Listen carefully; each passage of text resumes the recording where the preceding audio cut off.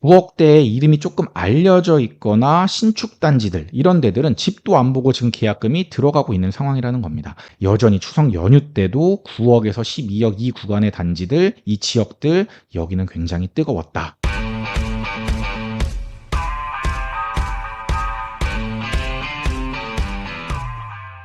안녕하세요. 대한민국 1호 초이스 헬퍼이자 부동산 어드바이저 시크릿 브라더입니다. 이번 추석 연휴가 정말 길었는데 벌써 끝이 났습니다. 이번 연휴 다들 잘 보내셨나요? 저는 큐레이팅 하느라 사실 연휴도 제대로 쉬지 못한 느낌이 드는데요. 제가 추석 연휴 때 있었던 실시간 부동산 분위기를 누구보다 빠르게 좀 전달드리기 위해서 오늘 영상 촬영을 하고 있습니다. 오늘 영상 촬영일은 25년 10월 11일이고요. 실제로 추석 연휴 때 현장 분위기가 어땠는지를 제가 지금부터 들려드리도록 하겠습니다.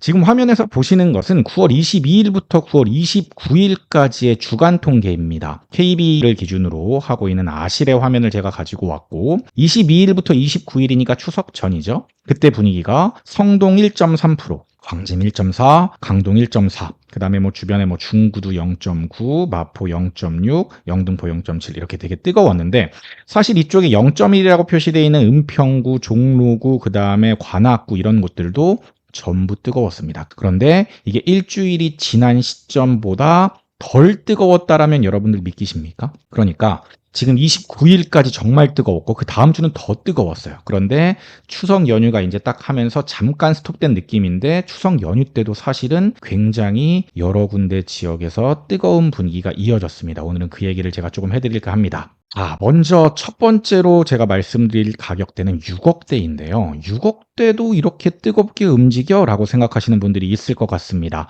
이번 추석 기간에 계약금이 들어간 케이스 중 3건이 있었는데 그중 하나가 바로 구리였는데 제가 여기서 말씀드린 케이스는 제 큐레이팅을 받으시는 분들 중에 실제 계약까지 이어진 케이스를 말씀드리는 겁니다. 가격대는 5억 후반에서 6억 초반 정도를 보고 계셨던 수강생 분이었는데 정말 이 가격대도 스펙타클했습니다. 고민하던 물건들이 추석 연휴에만 2개, 3개가 사라져 버렸거든요. 그래서 최종적으로 비교하고 있던 물건들을 30분 차이로 놓치고 나니까 수강생분도 저도 약간 멘붕이 왔어요. 지금 이런 분위기에 이거보다 못한 물건을 잡는 게 맞냐? 이렇게 생각하시면서 차라리 시부님 돈을 더 모아가지고 다음 장을 노리는 게 낫지 않을까요? 라고 여쭤보셨던 수강생이기 때문에 제가 기억이 생생하게 나는데 저는 지금 이 가격대는 지금 시작이라고 생각하기 때문에 계속해서 매수를 권유드렸었고 결국 차선책으로 5억 후반대 매물을 매수하셨습니다. 그러니까 추석 기간 때 실제 이 수강생분이 매수를 하셨다는 거고 추석 연휴 기간이었지만 여전히 여러 소장님들이 굉장히 바삐 움직이셨고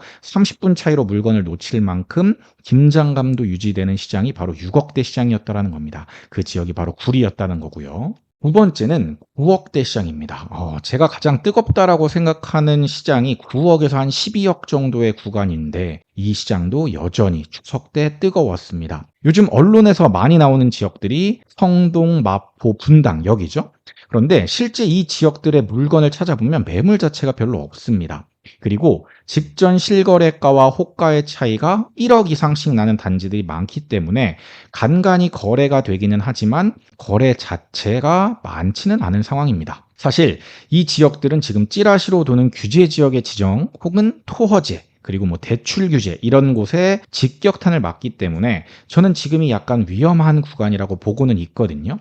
물론 장기적인 관점에서 보고 오래 들고 가실 분들이나 아니면 실거주를 하실 분들한테는 상관이 없겠지만 지금 10억 이상의 갭 투자를 보고 계신 분들이 아직도 많은데 이 단지들이 보통 평균 전세가율이 한 50에서 그래도 52% 정도 되는 단지들이 많은데 그 전세가율이 37에서 40까지 내려왔다는 건 그만큼 매매가가 오버슈팅이 돼 있다는 거거든요. 제가 느끼기에 언론의 관심은 조금 덜하지만 정말 뜨거운 지역들을 차라리 지금이라도 보는 게 낫다라고 보는데 저는 이 지역들 중에 하나가 10일이 출퇴근이 가능한 서대문구, 은평구, 동대문구 이런 곳들이라고 봅니다. 이런 곳들이 지금 마포, 성동, 강동, 광진에 비해서는 좀 덜 올랐습니다. 물론 여기서도 최상급지의 단지들은 오르긴 많이 올랐어요. 그런데 그 밑에 단지들, 특히 9억에서 11억 정도 사이의 단지들은 오르긴 올랐지만 아직 전고점을 회복 못한 단지들도 많고 이제 막 상승의 초입이라고 저는 보기 때문에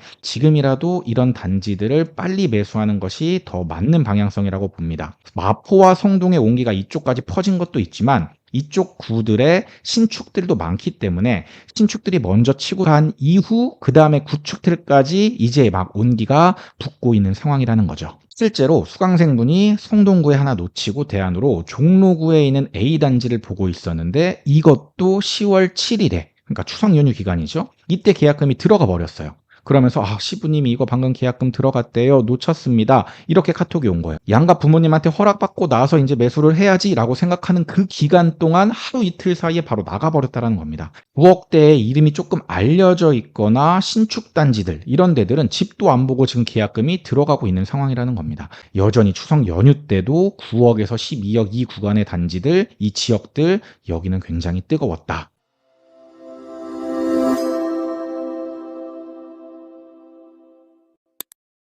세 번째 지역은 분당입니다. 분당 요즘에 정말 뜨겁습니다. 분당이 제일 뜨거운 것 같아요. 여전히 이번 추석에도 뜨거웠는데 어떤 소장님은 제가 이제 아는 소장님이 있는데 전화 받느라고 전도 제대로 못 붙였다고 막 하소연하시더라고요. 분당은 매물 자체가 진짜 없어요. 분당 전체에서 거래 가능한 매물이 몇 개 되질 않습니다. 뭐 실제 새낀 물건, 그러니까 입주 가능한 물건도 별로 없고 입주 가능한 물건이라고 하더라도 실거래가 대비 뭐 호가가 2억, 3억씩 비싼 물건들이 많기 때문에 그 가격이면 차라리 더 상급지를 가는 게 맞지 않나라고 생각을 합니다. 그래서 추격 매수를 권유하기도 쉽지 않고 그렇다고 안 사기에도 조금 애매한 곳이 바로 분당이어가지고 가장 애매한 지역이 분당이 아닌가라고 싶습니다. 물론 장기적인 관점에서 분당이 좋은 투자처임에는 진짜 분명하거든요. 그런데 지금의 호가를 주고 매수했을 때 분당이 과연 최선일까라는 의문이 남는 것도 사실입니다. 그래서 분당을 알아보시는 분들은 조금 조심해서 접근하실 필요는 있다라고 봅니다. 어떠세요? 제가 이번에 추석 연휴 때 실제 부동산 시장이 어떻게 흘러갔는지를 아주 간단하게만 들려드렸는데 얼마 전에 이런 찌라시가 나왔었죠. 막 황현희 씨도 이 찌라시를 보고 얘기를 하신 것 같고 이 찌라시가 막 단톡방에 추석 연휴 때 계속 돌면서 10월 10일 금요일에 대책이 나온다라는 소문들이 많았었는데 이게 해프닝으로 끝났습니다. 물론 이제 추석 연휴가 지나고 나서 다음 주에 대책이 바로 나올 수도 있겠지만 어쨌든 이런 찌라시들에도 사람들이 이렇게 격하게 반응하는 건 저는 정부의 방향성이 잘못됐기 때문에 그렇다고 생각을 하거든요. 지금 사람들이 조급한 이유 중에 하나는 정부의 절판 마케팅이 큰 역할을 했다라고 저는 봅니다. 지금 사지 않으면 규제 지역으로 묶일 것 같아서 대출이 더 안 나올까 봐 이런 마음 때문에 사람들이 조급한 거거든요. 여기에 공급 대책은 실효성이 없었고 정부의 또란체 정책은 계속해서 이어지고 있으니까 서울은 떨어지지 않을 거란 믿음이 더해진 거죠.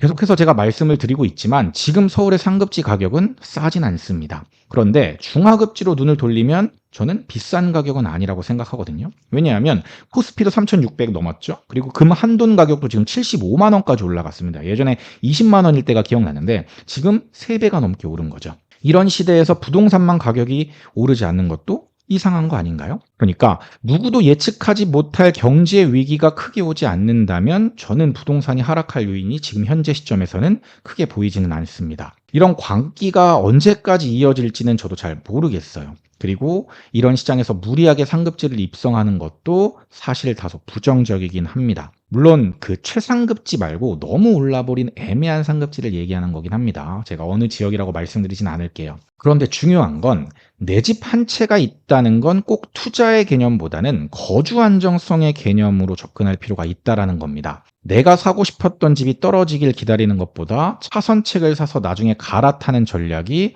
훨씬 성공 확률이 높다라는 거죠. 저는 이런 관점을 가지고 있기 때문에 지금이라도 빨리 매수를 하라고 조언을 계속해서 드리는 겁니다. 언제 정부 정책이 나올지 어쩌면 이 영상을 보고 계신 시점에 이미 나왔을 수도 있겠죠. 어쨌든 수요를 제한하는 정책들일 확률이 높습니다. 그렇기 때문에 저는 최대한 매수를 서두르는 게 맞다고 봅니다. 하지만 항상 강조드렸던 것처럼 제가 정말 수십 차례 강조드렸던 것 같아요. 이렇게 사람들이 미쳐서 달려드는 이런 시기가 오기 전에 아무도 관심 없을 때 관심을 갖고 물건을 골라서 살 수 있는 시기에 매수를 하셨으면 좋겠습니다. 제가 계속해서 단톡방에서도 이런 것들을 알려드리고 있으니까 관심이 있으신 분들은 시크릿 브라더 단톡방 혹은 큐레이팅 제 강의를 통해서 이런 것들을 확인하셨으면 좋겠습니다. 오늘의 인사이트도 많은 분들의 좋은 선택에 도움이 됐으면 좋겠습니다. 오늘도 좋은 하루 보내셨으면 좋겠고요. 지금까지 저는 시크릿 브라더였습니다. 감사합니다. 시크릿 브라더 채널을 구독, 좋아요, 알림 설정 부탁드려요.